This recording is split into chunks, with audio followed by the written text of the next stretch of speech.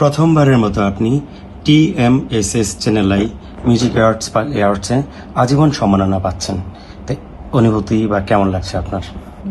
অনুভূতিটা আসলে মিশ্র, দুই রকম অনুভূতি। একটা অনুভূতি হলো যে দুই রকম না, তিন রকম অনুভূতি। সেটা হলো, একটা হলো সম্মান পেতে কে না ভালোবাসে, সব মানুষই সম্মানিত হতে চায়। আর সেটা আমি গানের জগতের মানুষ, সেটা একটা চ্যানেলের একটা বড় একটা অনুষ্ঠান, সেখানে অনেক বড় বড় মানুষ আসবেন এবং এখন তো সারা পৃথিবী দেখবে যে এই আজীবন সম্মাননা, এখানে এই সম্মানে আমি ভূষিত হলাম। এটা অবশ্যই আনন্দিত একটা ব্যাপার। আর আরেকটা মনে হলো যে হঠাৎ করে মানে দিনগুলো শেষ হয়ে গেল, এরকম একটা ফিলিংস মনে হচ্ছে যে এই তো মাত্র কিছুদিন আগেই আমার নিজের কাছে, যে সবার কাছে এরকম মনে হয় যে এই মাত্রই কয়দিন আগে আমি বিটিভিতে এনলিস্টেড হলাম, রেডিওতে এনলিস্টেড হলাম, গান শুরু করলাম, পেশাদার জীবন শুরু করলাম। এর মধ্যে 42টা বছর কিভাবে পার হয়ে গেল। তো কিন্তু সবসময় আমার মনে হয় আমার বয়স 26 কি 27। আপনার তো নবজীবন শুরু হলো মনে হচ্ছে। যে এক্সটেনশন লাইফ, সেটা কিন্তু আরো ভয়ঙ্কর এক্সটেনশন। নবজীবন তুমি যদি বলো, সেই ক্ষেত্রে কিন্তু এরকম যে কেউ মৃত্যুর দ্বার থেকে ফিরে আসলে তখন বলা হয় নবজীবন, মানে এক্সটেন্ডেড লাইফ। সেটা তো না, কিন্তু এই যে বললাম 42টা বছর কিভাবে কেটে গেল, তার মধ্যে কিছু বছর আমার অপচয় হয়েছে, ব্ল্যাক লিস্টেড করে রাখা হয়েছে। সেটা একটা বাজে স্মৃতি এবং আমি এটা ভুলে যেতে চাই। কারণ আসলে কোনো ব্ল্যাক খাতা, মানে কালো খাতা বা কালো লিস্টের খাতা বলে কিছু দেখছো কোনো দিনে জীবনে? দেখো নাই, আমরাও দেখি নাই। না, মানুষের জীবনে তো একটা শিক্ষার একটা সফলও থাকে। সেই 15 বছরে আপনার কি মানে শিক্ষাটাও তো পেয়েছেন নিশ্চয়ই, আত্ম উপলব্ধি বলেন, রাজনীতি বলেন, সংস্কৃতি বলেন। সেখান থেকে বের হয়ে আবার যে নতুন শুরুটা, তো ভাবনারও তো পরিবর্তন হয়েছে নিশ্চয়ই। অবশ্যই। আমি এই যে শিক্ষা, তুমি যেটা শিক্ষা বললা, এটা তুমি যদি এরকম শব্দ চয়ন করো যে আক্কেল সালামি, সেটাও বলতে পারো। তো যাই হোক, সবকিছু মানে যেরকম করোনা আমাদের অনেক শিক্ষা দিয়েছে, করোনা আমাদেরকে ঋদ্ধ করেছে, আমাদের অপচয় করা থেকে বিরত রেখেছে, ঠিক সেরকম 8টা বছর একদম সত্যি আমি অবরুদ্ধ ছিলাম। তখন আমি নিজেকে নিয়ে ভাবার সময় পেয়েছি, সংসারে সময় দেওয়ার সময় পেয়েছি, বাচ্চাদের আর একটু কাছে নেওয়ার সময় পেয়েছি, অনেক পড়াশোনা করেছি, তারপরে গান নিয়ে চর্চা করেছি, গান শুনেছি, অনেক গান শুনেছি। এবং যে ঈশ্বর ভাবনা, যেটা মানে আল্লাহর ধ্যানে মগ্ন থাকার যে একটা ব্যাপার থাকে, সব মানুষই ভিতরে অন্যরকম একটা ভাবনা থাকে, দর্শন থাকে। সেগুলো নিয়ে আমি আমার নিজের মতো করে ভাবতে, সেই দর্শনগুলো সব কিছু মিক্সড হয়ে আমি আমার নিজের একটা দর্শন তৈরি হয়েছে। সেই জন্য আমি এই যে অবরুদ্ধ থাকার সময়টাকে ধন্যবাদ দিতে পারি। সেটাই বললাম যে আর 42 বছরের বয়সের জীবনে আমি অনেক গান গেয়েছি। 2-1টা গানের জন্য মনে হয় এরকম একটা ফিলিংস আসে যে এই গানটা আমি না গাইলেই পারতাম, বা যদি আবার নতুন প্রফেশনাল লাইফ নতুন করে আমি ওই অবস্থায় ফেরত যেতে পারতাম, তখন আমি এটা ডিনাই করার সাহস পেতাম।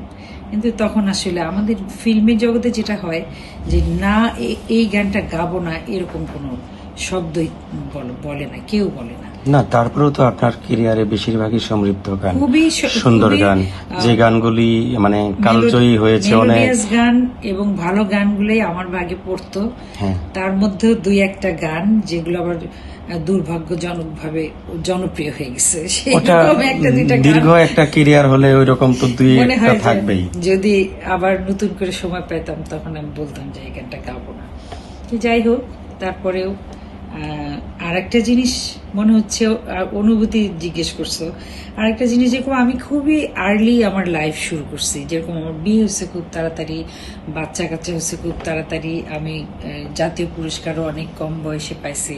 তো আমার মনে হয় কি যে এই মানে চলে যাওয়াটাই কি তাড়াতাড়ি হয় নাকি? আল্লাহ জানে, আল্লাহ কি ফয়সালা, আল্লাহ জানে একমাত্র। এই 40 বছরের যে প্রাপ্তি, হ্যাঁ। এটা তো অনেকেই তো 400 বছরও তো হয় না, 100 বছরও তো হয় না।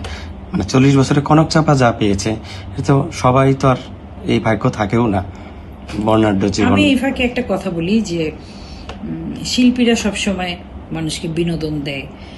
শুধু তার আমার গানের সেক্টরের কথা বলি, যে শুধু গান দিয়েই না, তাদের সৌন্দর্য, তাদের উপস্থাপন, তাদের মানে জেস্চার পশ্চার, ব্যক্তিত্ব। সেখানে ব্যক্তিত্ব তো অবশ্যই, সেগুলো সবকিছু মিলিয়ে ব্যক্তিত্ব। সেখানে ইয়াং জেনারেশন বা যারা গান শোনেন তারা তাদের ওই শিল্পীকে ওরকম ওই একটা জায়গায় রেখে দেয়, মানে মানুষ পটে। কিন্তু আমার বেলায় খুব অদ্ভুত যে ইয়াং জেনারেশন আমাকে মায়ের জায়গায় রেখেছে। এই যে একটা শ্রদ্ধাবোধের জায়গা। এমনও আছে যে আমার যে বছর আমার 50 বছর হলো, সেই বছর একটা মানুষ আমাকে মা ডাকে, আমি জানলাম ফেসবুকের কল্যাণে তার বছর 49 বছর। আমি বললাম তোমার 49, আমার 50, তুমি আমাকে মা ডাকো কেন? বলে মা তো মাই, মাকে তো 50-49 দিয়ে একটা শ্রদ্ধার জায়গা, এটা সম্মানের জায়গা, ভালোবাসার জায়গা। এটা আমার একটা অনেক বড় আমার প্রাপ্তি। আপনার আক্ষেপ কি? প্রাপ্তি তো অনেক আছে। আমার আক্ষেপ হলো আমি মানে কৃষক হিসেবে মানে যদি জন্ম হতো, কৃষকের বউ না, বুঝতে পারছি। নিজে কৃষক। আমি জানি যে বগুড়ায় আপনার একটা ছোট্ট হোক বা বড় হোক একটা বাড়ি আছে, সেখানে আমরা সামাজিক যোগাযোগ মাধ্যমে দেখি আপনি সেই ফুল গাছের চারার কাছে যাচ্ছেন, গাছ লাগাচ্ছেন। তো এখন তো কি কৃষক তাহলে আপনাকে বলা যাবে না? কৃষক অনেক শক্তিশালী একজন মানুষ, যিনি একদম মাটি খোঁড়েন, কাদার মধ্যে ধান রোপণ করেন, অন্য বীজ রোপণ করেন, সেটাকে তোলেন, সেটাকে সিদ্ধ শুকনা মাড়াই সবকিছু করেন, এবং মানুষের দুয়ারে দুয়ারে মানুষের অন্নদাতা যাকে বলে, সত্যিকারের কৃষক, একদম স্রষ্টার পরে যে সত্যিকারের অন্নদাতা, সে হলো কৃষক। কিন্তু এটা তো আর কৃষক আক্ষেপ কি হওয়া যাবে? এটা কি আক্ষেপের মধ্যে পড়ে? ভাই, আমার যদি আক্ষেপ হয়, এটা তোমার কি বলার আছে? আচ্ছা, আমার যদি মনে হয় আমি কেন পাখি হইলাম না, তুমি বলবা যে আপনি মানুষ কিভাবে পাখি হবে? আচ্ছা, সেটাই। এটা পাখি হওয়ার আক্ষেপ থাকে না মানুষের? সেরকম ঠিক একদম কাদা মাটির মধ্যে। শোনো, আমি একটা বলি, আমি রংপুর যাচ্ছিলাম একদম জানুয়ারি মাসে, একটা বছর প্রোগ্রাম করতে যাচ্ছিলাম, একদম হাঁটু পর্যন্ত কুয়াশার মধ্যে। আমি তো খুব মানে অবজারভার, বুঝছো, আমি খুব দেখি এবং খুব গভীরভাবে দেখি। আমি দেখলাম যে কি নড়াচড়া করতেছে, গাড়ির ভিতরে এতগুলো সোয়েটার জ্যাকেট পরে কাঁপতেছি, সেখানে কুয়াশা, বৃষ্টির মতো কুয়াশা, ওখানে দেখি এরকম উবু হয়ে একটা লোক ধান রোপণ করতেছে। মানে সে কতটা শক্তিশালী হলে এই ভোরে একটা নেংটির মতো লুঙ্গি কাছা দিয়ে সে এই কাজটা করতেছে, কতখানি শক্তিশালী। কিন্তু তুমি চিন্তা করো যে দিন শেষে তার প্রাপ্তিটা কি? সে তো তার দানের আসল দামটা তো সে পাচ্ছে না। আপনি মাটির কাছাকাছি, সাধারণ মানুষের কাছাকাছি থাকার আপনার একটা ইচ্ছা বা স্বপ্ন বলি, রাজনীতিতেও সক্রিয় আপনি দীর্ঘদিন ধরে আছেন। তো আপনি কখনো এমপি বা মন্ত্রী হলে এই যে কৃষক বা খেটে খাওয়া মানুষের জন্য আপনার কি থাকবে, কতটুকু করার ইচ্ছা আছে? অবশ্যই, মানে প্রথমত তাদের মূল্যায়ন করা। এই মূল্যায়ন শব্দটার মধ্যে অনেক কিছু আছে। সেটা হলো তাদের শ্রদ্ধার জায়গাটা, তাদের সম্মানের জায়গাটা, তাদের মানে বেসিক নিড, যেটা অন্ন, বস্ত্র, বাসস্থান, শিক্ষা আমি যদি বলি, তার একাডেমিক শিক্ষা যদি নাও থাকে, কিন্তু কিভাবে কি রোপণ করলে, কিভাবে কোন সময় তুললে ক্ষতিগ্রস্ত হবে না, কখন ঝড় আসলেও তাদের এই যে একটা মানে থাকে না যে একটা শিক্ষিত কৃষক, ওই দিকগুলো তো খুবই নিবিড়ভাবে। এই জন্যই কিন্তু আমি মানে এই যে গানের জগৎ, একটা ফুলের জগৎ, একটা তুলতুলা জগৎ, একটা মানে সাজুগুজুর জগৎ, একটা ওই জায়গা থেকে আমি কোথায় আসছি বলো? শুধু সাধারণ মানুষ, শুধু কৃষক না, আমার যে কনস্টিটিউশন সিরাজগঞ্জের গাজীপুর, সেখানে অনেক কাঠের কাজ হয়, সেখানে তাঁত শিল্প আছে, তাদেরকেও মানে একটুখানি স্বস্তি দেয়া, আমি সার্বিক অর্থে বলতেছি, যে তাদের আর্থিকভাবে তাদের সামাজিক অবস্থান, আগে তো এক সময় যারা তাঁত বুনতেন তাদের তো আলাদাই জাত বলা হতো, জোলা।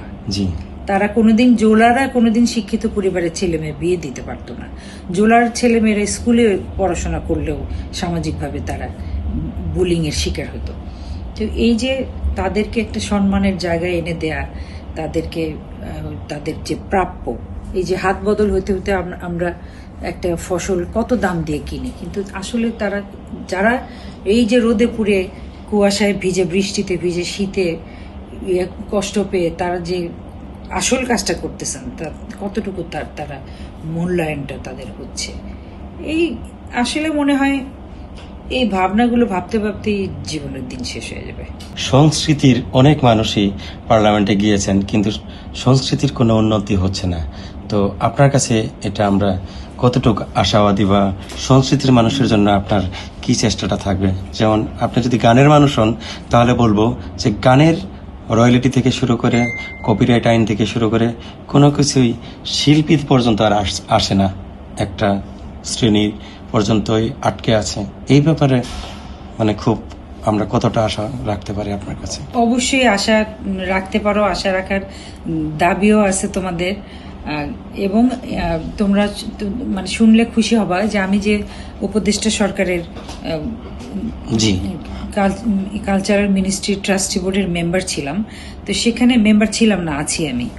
তো ওখানে যাওয়ার পরে আমি দেখলাম যে ওখানে মানে যে কাজটা শুরু হলো, সেই কাজটা হলো যে শিল্পীদের ব্রিলিয়ান্ট ছেলে মেয়ে তাদেরকে স্কলারশিপ দেওয়া হবে। তখন আমি বললাম যে, প্রস্তাব রাখলাম যে মানে ব্রিলিয়ান্ট ছাত্র, কিন্তু যে শিল্পীর কোনো বাচ্চা কাচ্চাই নাই, কিন্তু সে গরিব, যে শিল্পীর বাচ্চারা পড়াশোনা করে তারা স্টাবলিশড হয়ে গেছেন, কিন্তু বাবা মা গরিব, যে শিল্পীর ব্রিলিয়ান্ট স্টুডেন্ট ছেলে মেয়ে পড়াশোনা শেষ করে বিদেশে চলে গেছেন, বাবা মাকে দেখেন না, বাবা মা সেই আগের মতোই গরিব। তো সেই জায়গায় তাদের সেই শিল্পীদের কি কোনো দরকার নাই? মানে তাদের চলা, শিল্পীরা তো কারোর কাছে হাত পাততে পারে না, তাই না? হাতও পাততে পারে না, আবার তাদের ভালো কাপড় চোপড় না পরলেও মানুষ, শিল্পীরা কেউ রাস্তা দিয়ে ফুটপাত দিয়ে হেঁটে যাবে, রিক্সায় চড়বে, এটাও মানুষ দেখতে পছন্দ করে না। শিল্পীরা থাকবে গাড়িতে, শিল্পীরা দামি দামি জামা কাপড় পরবে, এগুলো করতে করতে কিন্তু শিল্পীরা সর্বশান্ত হয়। একটা সময় দেখে যে অসুখ বিসুখ হয়ে গেছে, চিকিৎসার পয়সা নেই। তো সেই ক্ষেত্রে আমরা শিল্পীদের সরাসরি সাহায্য করতে পারি না, একমাত্র ক্যান্সার হলেই আমরা শিল্পীদের একটা তহবিল তুলবো, এই ছাড়া কি আর শিল্পীদের চাল ডাল কিনতে হয় না? সবারই তো লাগে। শিল্পীদের যে শিল্প কর্মটা থাকে, আপনি নিজেই ভুক্তভোগী। সিনেমায় আপনার অসংখ্য গান, কাল যে উন্নত দেশে দুই একটা গান যদি জনপ্রিয় হয় বা হিট হয়, সেটার রয়্যালিটিতে সারা জীবন চলে যায়। আপনার নিজের যে গানগুলো আছে, এখান থেকে আপনি কি রয়্যালিটি পাচ্ছেন? আমার ওই কথাটা শেষ হয় নাই। আচ্ছা, তারপরে এই প্রশ্নগুলো করার পরে তো আমাদের উপদেষ্টা সাহেব, যার আন্ডারে আমরা মিটিং এ বসছিলাম, উনি বললেন যে আপা আপনি কি চান বলেন। তা আমি বললাম যে আমি আসলে ব্রিলিয়ান্ট স্টুডেন্ট, শিল্পীদের ব্রিলিয়ান্ট ছেলে মেয়ে, তাদেরকে স্কলারশিপ দেওয়ার আগে আমি চাই শিল্পীদের সাহায্য করতে, তাদের পাশে দাঁড়াতে, এবং আমি কিন্তু সেটা করেই ছেড়েছি। এবং অনেক শিল্পী, এখানে অনেক শিল্পীকে অনুদান দেয়া হয়েছে, এবং এটা এই চলমান, যে এই যে একটা কাজ দিয়ে শুরু করলাম, এরপরে আমি চেষ্টা করব যে শিল্পীদের পেশাজীবী হিসেবে আত্মপ্রকাশ করা।